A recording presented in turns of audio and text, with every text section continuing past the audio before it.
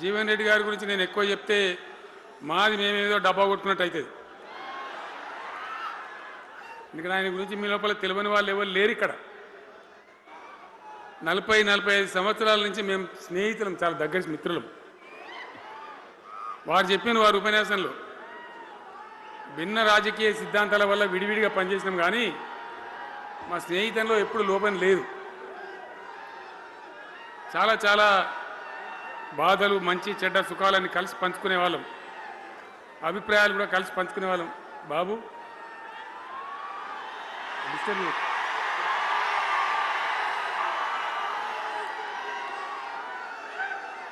మంది లొల్లి పెట్టడం కూడా కాదులా వాను.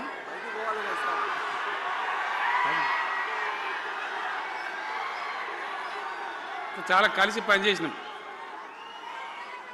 ఆయనకుండే నిబద్ధత, ధైర్యంగా ప్రజా జీవితంలో పనిచేసిన పద్ధతి ఎంతమందికో చాలామందికి ఆదర్శంగా నిలిచినటువంటి వ్యక్తి. జగిత్యాల్లో ఆయన పుట్టి పెరిగి రాజకీయంగా చాలా పెద్దవాడైనాడు మీ అందరి దీవెనతో. కానీ ఒక జగిత్యాల్లోనే కాదు, ఆయనకు పాత కరీంనగర్ జిల్లా వ్యాప్తంగా అట్లనే పొరుగున ఉన్నటువంటి అనేక జిల్లాలలో చాలామంది జీవన్ రెడ్డి గారి అభిమానులు ఉన్నారు. చాలా మంది. మీరు లొల్లి పెట్టకుండా మీ ఫోటోలే బయటికి పోతున్నాయి. అది లైవ్ టెలికాస్ట్ ఉంది, దానిలో మీ బొమ్మలు టీవీలో కనబడుతున్నాయి మీ ఇంటికాడ. లొల్లి పెట్టకుండా ఇక సెట్ అయిందా?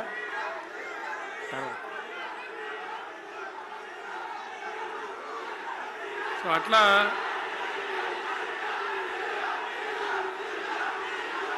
Please please please please. చాలా విషయాలలో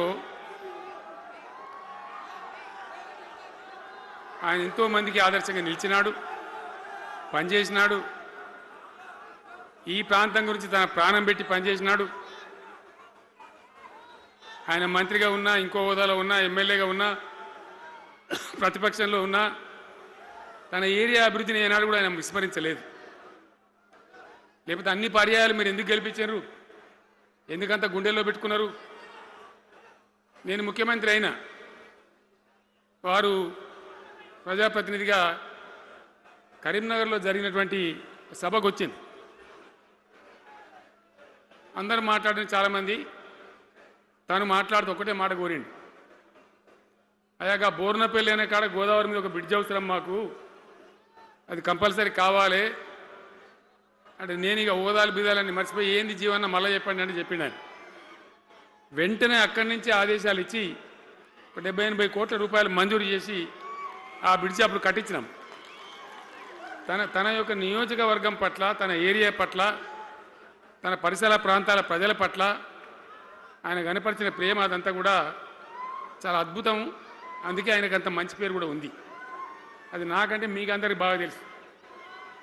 ఈ మధ్య వీళ్ళందరూ తయారైంది కదా, ఎవరు అంటే సర్వేలు చేసి ఇస్తారు. జీవన్ రెడ్డి గారు బీఆర్ఎస్లో చేరితే ఎట్లా ఉంటుంది ఏం కథ అని ఒక 2-3 వచ్చి సర్వేలు చేసింది. మీ నియోజకవర్గం కాదు, మీ నియోజకవర్గంలో ఆడంబాంబే పేలిపోయింది, దానిలో మాటనే లేదు. అసలు జగిత్యాల నియోజకవర్గం గురించి చర్చ లేదు. కానీ వాళ్ళు ఏం చెప్పినా సర్వే వాళ్ళు పక్కనున్న సొప్పదండి కావచ్చు, ధర్మపురి కావచ్చు, మేరిట్ల కొట్టుపల్లి కావచ్చు, ఇంకా చాలా కాన్స్టిట్యున్సీలు కావచ్చు, చాలా ప్రభావం ఉంటుంది జీవన్ రెడ్డి గారిది. ఒక అద్భుతమైనటువంటి దీంతో రాజకీయమైన ఇది వస్తుందని చెప్పి వాళ్ళు సర్వే చేసి చెప్పినారు. అది జీవన్ రెడ్డి గారికి ఉన్నటువంటి విశిష్టత. ఒక నియోజకవర్గానికో 10 మందికో కాకుండా తనకు ఏ హోదా లభించినా, ఏ హోదాలో పనిచేసినా చాలా బ్రహ్మాండంగా ఆయన ఇక్కడ ప్రాంతం కోసం తపన పడ్డాడు. ఒక ఉదాహరణ మీకు కనపడుతుంది. పేరు ప్రతిష్ట లేని వ్యక్తులు గ్రాడ్యుయేట్స్ కాన్స్టిట్యున్సీలో ఎమ్మెల్సీగా నిలబడితే గెలవరు. ఆయన శాసనసభ్యునిగా ఇక్కడ ఓటమి చెందినా ఇమీడియట్గా మళ్ళీ ఎమ్మెల్సీగా పోటీ చేస్తే ఇక్కడ ఉండబడే విజ్ఞులందరూ కూడా బ్రహ్మాండంగా గెలిపించాను. ఎందుకు వాళ్ళు ఎందుకు అంటున్నా?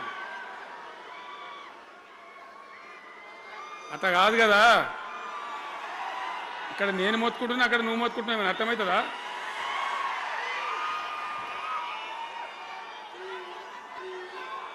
ఏయ్ అగవా ఆగవా బాబు, ఆగవాడు వెనక ఊరేటోడు మనోడేనా? విజయసారావు మనోడేనా? మోపాయింట్ ఐడియా కూడా మనోడేనా? బుక్కుండా పెట్టు. ఇంత దూరం వచ్చి మనం ఇంత సభ పెట్టుకొని 4 విషయాలు ప్రజలకు చెప్పుకోవాలి కదా. మరి ఈ బట్టి అరుపులారిస్తే ఏం లాభం?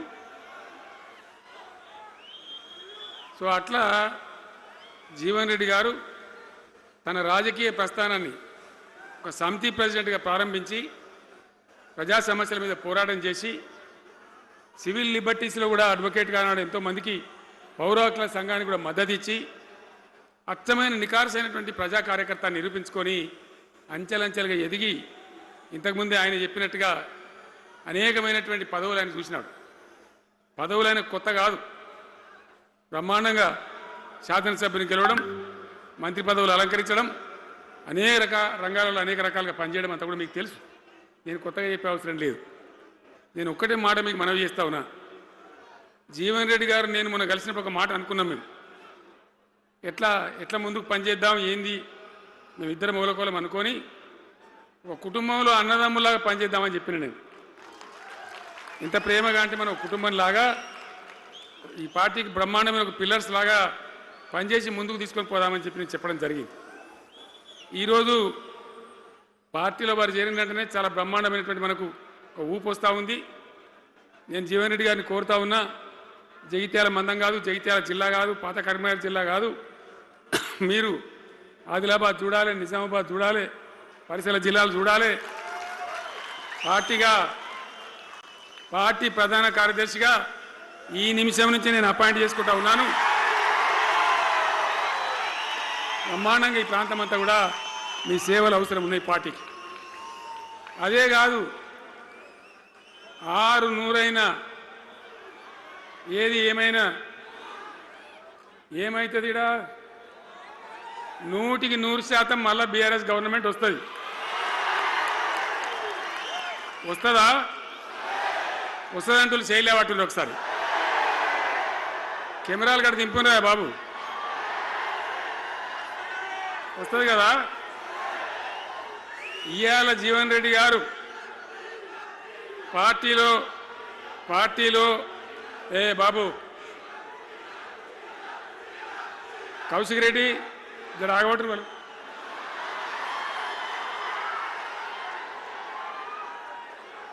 పార్టీలో పనిచేసి పార్టీ కోసం సేవ చేయడమే కాదు, రేపు భవిష్యత్తులో బీఆర్ఎస్ గవర్నమెంట్ ఏర్పడిన తర్వాత కూడా బ్రహ్మాండమైన పదవిలో ఆయన అద్భుతమైన సేవలు మీ జిల్లా మొత్తానికి అందించబోతాడు. తెలంగాణ రాష్ట్రానికే ఆయన సేవలు అందించబోతాడు. ఇది నా మాట, కేసీఆర్ మాట అని నేను జగిత్యాల గడ్డ మీద చెప్తా ఉన్నా. నేను ఎక్కడన్నా మాట ఇచ్చినంటే తప్పలే. కాబట్టి జీవన్ రెడ్డి గారిని మీరు జగిత్యాల మందం మీరు యుద్ధం చేయాలి.